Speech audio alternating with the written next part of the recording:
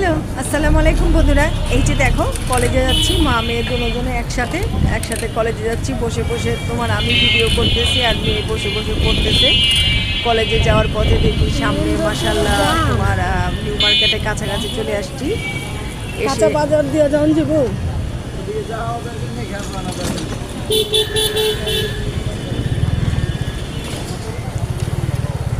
দেখো প্রচুর গেটের সামনে প্রচুর পানি জমে গিয়েছে।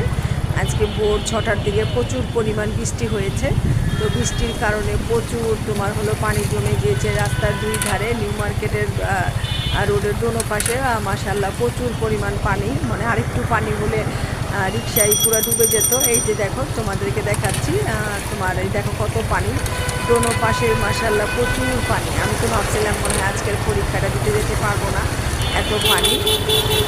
দেখো দুজন মিলে যাচ্ছি মা মেয়ে। রিক্সার অবস্থা দেখছো, সামনে রিক্সাটার অবস্থা, আমাদের রিক্সাটার অবস্থা। আমি তো প্রথম প্রথম ভয় পেয়ে গিয়েছিলাম যে মনে হয় আজকে আর তোমার যেতে পারবো না, এত পানি।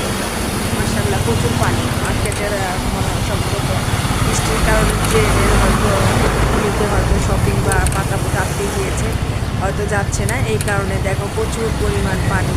পানির কারণে কিন্তু একদম পানি, যে দেখো নিউ মার্কেটের গেটের সামনটা প্রচুর পানি জমে গিয়েছে।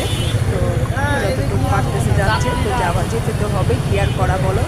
সেই কারণে তোমার পরীক্ষা যদি কলেজটা খোলা হতো তাহলে হয়তো এক্সাম না হলে হয়তো রিক্সা ব্যাক করে চলে যেতাম, কিন্তু যেহেতু পরীক্ষা তো যাওয়া তো লাগবে, সেই জন্য আর কি যাচ্ছি, কি আর করা। এই যে দেখো পানি কিন্তু এবার শেষ মাশাল্লাহ।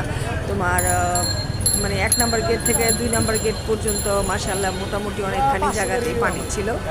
আর ঠান্ডা ঠান্ডা পরিবেশ মাশাল্লাহ। আজকে রিক্সায় উঠে ভালোই লাগলো। আর এই যে মেয়েরে কলেজে দেওয়ার পর কিছুক্ষণ একটু ঘোরাঘুরি করলাম, কিছুটা ছবি তুললাম তোমাদের সাথে শেয়ার করার জন্য। তো বন্ধুরা আজ এই পর্যন্তই। যদি ভালো লাগে তো লাইক কমেন্ট শেয়ার আর সাবস্ক্রাইব করে পাশে থাকবে। আলহামদুলিল্লাহ, খোদা হাফেজ, টাটা, বাই বাই।